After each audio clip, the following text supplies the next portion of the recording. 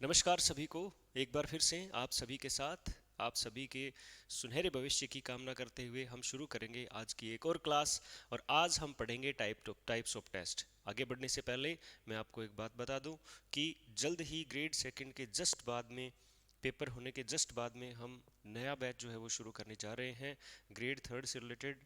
आप जो है आइए और exam oriented material, study material या फिर कहिए exam oriented techniques question solution की आप यहाँ पे प्राप्त कर सकते हैं। जी हाँ, you can and English academy हमेशा तत्पर रहता है अपने विद्यार्थियों को सफलता तक पहुँचाने के लिए। टाइप्स ऑफ टेस्ट के अंदर हम बात करें, हमारे जो है सिलेबस के अंदर जो नाम मेंशन किया गया है वो है testing, teaching of pros poetry and composition, और उसके बाद में टेस्टिंग वर्ड जो है दिया गया है। वहाँ पर टेस्ट के फीचर्स आपको मिलेंगे। रीट में हमने पढ़ा था कि टेस्ट जो है वो क्या होना चाहिए, पहले इन्फॉर्मेशन देनी जरूरी नहीं होती, ठीक है, फॉर्मल नहीं होता, इनफॉर्मल होता है टेस्ट, ठीक है। अगर मैं एक छोटी सी बात करूं कि टेस्ट जो क्या होता है, फॉर्मल फॉर्मल नहीं होता, टेस्ट फॉर्मल नहीं होता, टेस्ट इनफॉर्मल होता है। टेस्ट कैसा होता है, इनफॉर्मल होता है। इनफॉर्मल होने के कारण क्या है, ठीक है, इनफॉर्मल होने के कारण क्या है कि टेस्ट में हम जो है वो टाइम टाइम में परिवर्तन कर सकते हैं, ठीक है, टाइम में परिवर्तन कर सकते हैं। उसके बाद नंबर ऑफ क्वेश्चन में भी परिवर्तन कर सकते हैं। एक क्वेश्चन की कितनी वैल्यू है इसमें भी परिवर्तन किया जा सकता है। तो ये सारी चीज़ें हैं जो टेस्ट को इनफॉर्मल बनाती है, ठीक है। एग्ज़ाम जो होते हैं वो क्या होते हैं, फॉर्मल होते हैं। एक बात का ध्यान रखें कि जब कभी भी आप फॉर्मल फॉर्मल और इनफॉर्मल की बात करो, ठीक है, फॉर्मल और इनफॉर्मल की बात की जाए तो फॉर्मल क्या होता है, इनफॉर्मल क्या होता है। अगर मैं यह कहूँ कि फॉर्मल जो है किन्हीं रूल्स पे चलते हैं, जहाँ जहाँ वो परिस्थिति फॉर्मल होगी जहाँ पर किसी विशेष रूल को फॉलो किया जाएगा, और जहाँ पर, ठीक है, रूल्स को फॉलो नहीं किया जाए वो क्या होती है, इनफॉर्मल परिस्थितियाँ होती है। एग्जाम्पल देखिए जरा, एक एग्जाम्पल देखिए फॉर्मल के अंदर। जैसे हमारा स्कूल जो है फॉर्मल परिस्थितियों में आता है, स्कूल, ठीक है। स्कूल की अगर बात करें तो स्कूल को हम फॉर्मल मानते हैं कि फॉर्मल एक्टिविटीज़ होती है। क्यों, समय पर आना, रूल्स को फॉलो किया जाता है भाई। समय पर आना, समय पर जाना, समय पर टाइम पीरियड लगना, ये सारी बातें क्या है, फॉर्मल है। दूसरी बात, इनफॉर्मल हम कहते हैं घर को। तो घर वाली बात जो होती है, घर पे उठने का टाइम भी फिक्स नहीं है, यानी ये कहें तो कोई भी टाइम फिक्स नहीं है, हम इधर उधर टाइम को कर सकते हैं, ठीक है। कुछ लोग ऐसे जो है शुद्ध लोग जो बोलेंगे कि सर हमारे घर पे तो हर चीज़ का टाइम फिक्स है, ठीक है, कोई ना, आपके होगा, सारे दुनिया के नहीं है, ठीक है। तो फॉर्मल और इनफॉर्मल को इस तरह से आप पहचानेंगे कि जहां पर सिद्धांतों को, रूल्स को फोकस किया जाए वो परिस्थिति कैसी है, वो परिस्थिति है फॉर्मल, ठीक है। और जहां पर रूल्स को फॉलो नहीं किया जाए वो क्या है, इनफॉर्मल है। तो टेस्ट को हमने क्या बताया है, टेस्ट जो है, टेस्ट को हमने इनफॉर्मल बताया है, ठीक है, इनफॉर्मल बताया। इनफॉर्मल बताने का रीज़न ये है कि ये सारी जो एक्टिविटीज़ होगी टेस्ट से रिलेटेड वो किस पे डिपेंड होगी, वो एक टीचर पे डिपेंड होगी। और टीचर पे अगर डिपेंड हो तो टीचर इसके टाइम में चेंज कर सकता है, इसके नंबर ऑफ क्वेश्चन में चेंज कर सकता है, इसके वैल्यू के अंदर क्वेश्चन, प्रत्येक क्वेश्चन को कितनी वैल्यू देनी है इस पे चेंज कर सकता है, सारी परिवर्तन कर सकता है। तो इसलिए इनफॉर्मल है। चलिए आगे बढ़ने से पहले मैं आपको फिर बता दूं कि बहुत ही ज़्यादा जो है बेनिफिशियल होगी ये क्लास आपके लिए, अंत तक देखेंगे। और मैं बताऊँ आपको कि टेस्ट जो है ऑनलाइन ऑफलाइन, इसकी बात नहीं कर रहा, टेस्ट देने वाले ग्रेड थर्ड के लिए टेस्ट भी आप जो है ज़रूर ज्वाइन करें, चाहे कहीं भी करें, ये आपके लिए रामबाण सिद्ध होगा। देखिए पहला है डिस्क्रीट पॉइंट टेस्ट। देखिए नाम से पता चलेगा, डिस्क्रीट का मतलब क्या होता है, अलग करना। क्या होता है, अलग करना। यानी जब हम एक लैंग्वेज के किन्हीं पार्ट्स को, किसी भी जो भी है उनको अलग अलग एक एक चीज़ में, ठीक है, एक एक पार्ट को अलग अलग करके उनका टेस्ट ले तो डिस्क्रीट पॉइंट टेस्ट होता है। It was developed by Robert Lado 1961 में, ठीक है, ये डेवलप किया गया था। और elements, one elements at a time, the testing of one elements at a time, एक समय में एक एलिमेंट का टेस्ट करना, वो होता है डिस्क्रीट, ठीक है।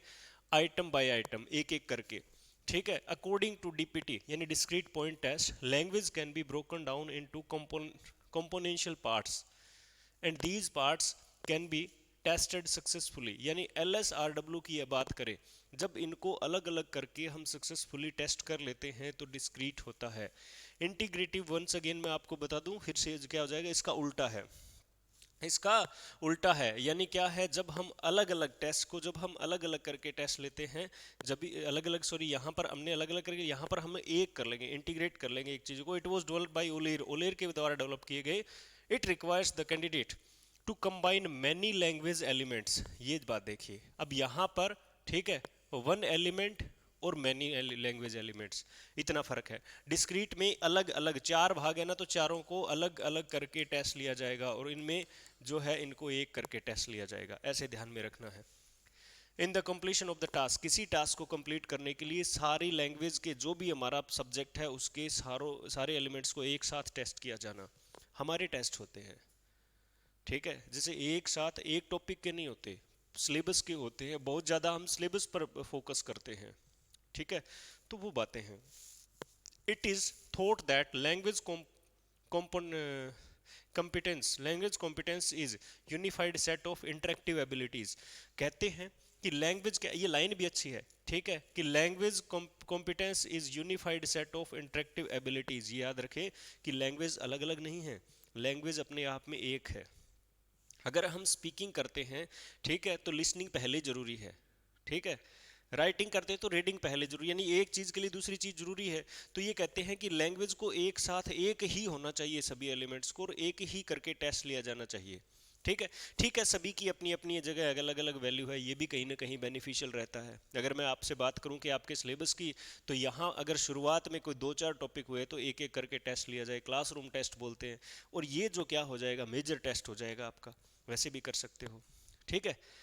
तो ये इतनी बातें हैं। उसके बाद 2 नंबर पर अगर आप देखें तो ये हमारा पुराना है, जो है फॉर्मेटिव असेसमेंट। मैं आपको बताऊं कि फॉर्मेटिव असेसमेंट जो है वो कितने होते हैं, 4 होते हैं, और 40% वैल्यू रखते हैं ये, ठीक है, एग्जाम अपने रिजल्ट में। स्कूल्स में एक साल में 4 जो है फॉर्मेटिव असेसमेंट होंगे, ठीक है। अब ये क्या है, टीचर द्वारा डेवलप किए जाएंगे, टीचर द्वारा बनाए जाएंगे, ठीक है, इनके टाइम में चेंज जो है वो टीचर कर सकता है, इसीलिए कहते हैं ये इनके बाद में जो क्या है, डेवलपमेंट हो सकती है, डेवलपमेंट की जा सकती है, यानी सुधार कर सकते हैं फॉर्मेटिव के बाद में, ठीक है, इसीलिए इनको असेसमेंट फॉर लर्निंग कहा गया है।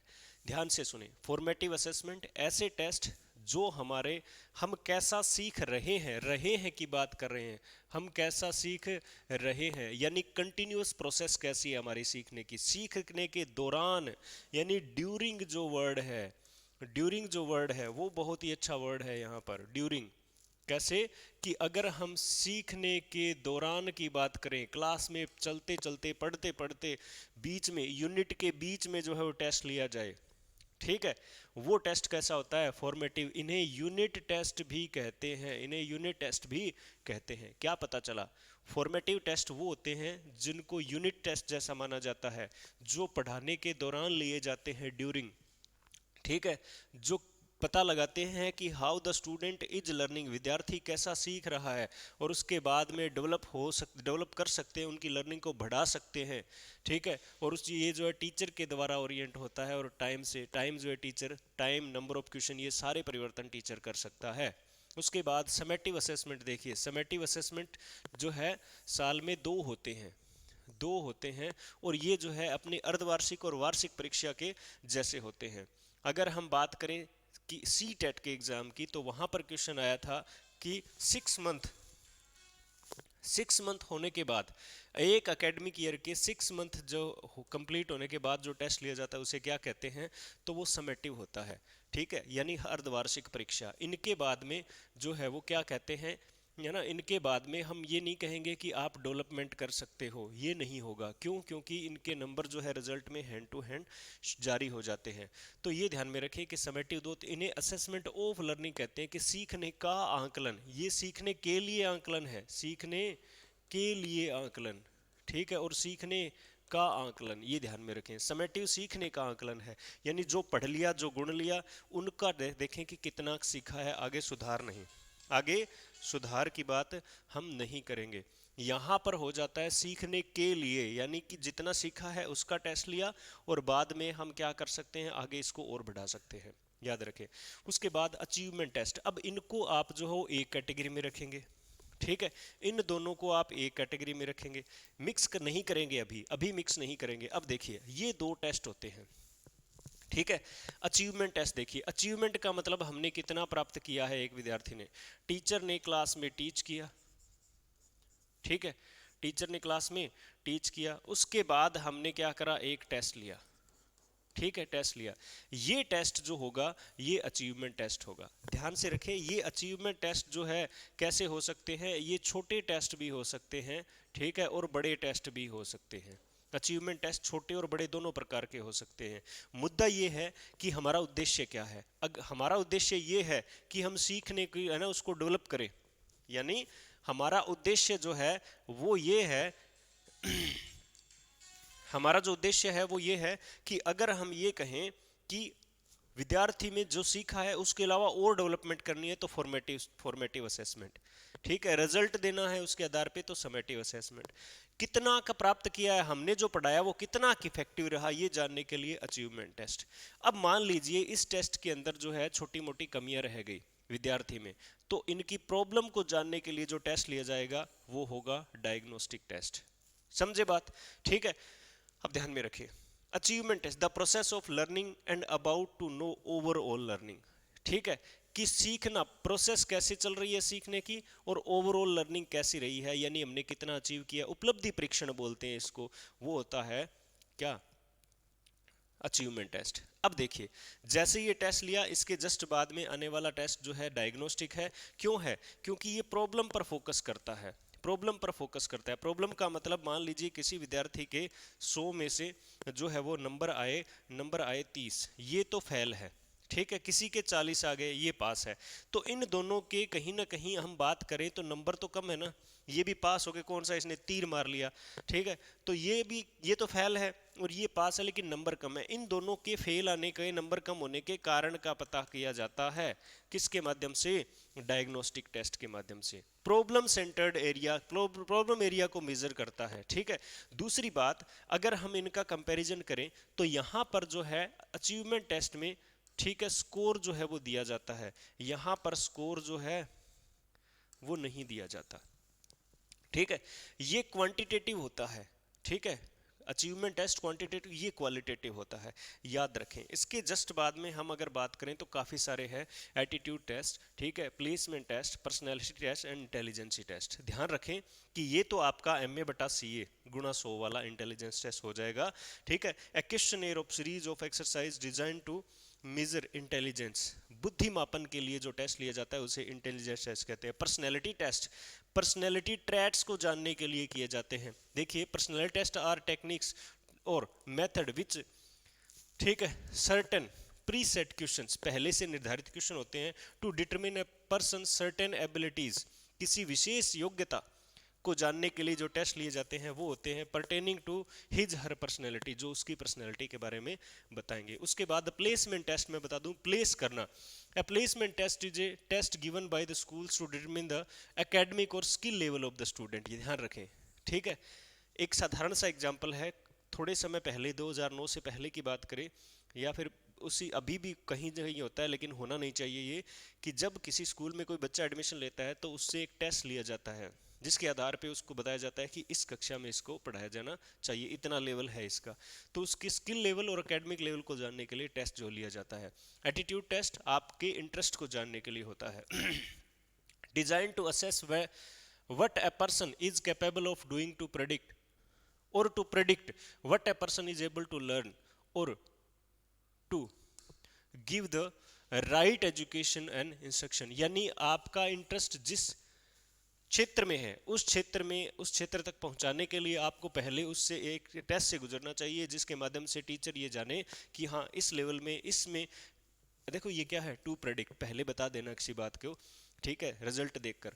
तो ये बताते हैं कि हमें इस क्षेत्र में अगर इस विद्यार्थी को रखा जाए उसके इंटरेस्ट के अकॉर्डिंग तो ये आगे सफल हो सकता है। तो इसलिए एटीट्यूड टेस्ट जो है, एप्टीट्यूड टेस्ट जो है वो लिया जाता है। ये कुछ एक टाइप थे टेस्ट के, आपने इनको बहुत अच्छी तरीके से एक एक वर्ड ये याद कर लीजिए जो मैंने बताया है, ठीक है, एक लाइन से जो मैंने निकाले हैं वो वर्ड याद कर लीजिए, और टेस्ट में अगर क्वेश्चन आते हैं तो बहुत ईजी हो जाएंगे आपके लिए सॉल्व करना।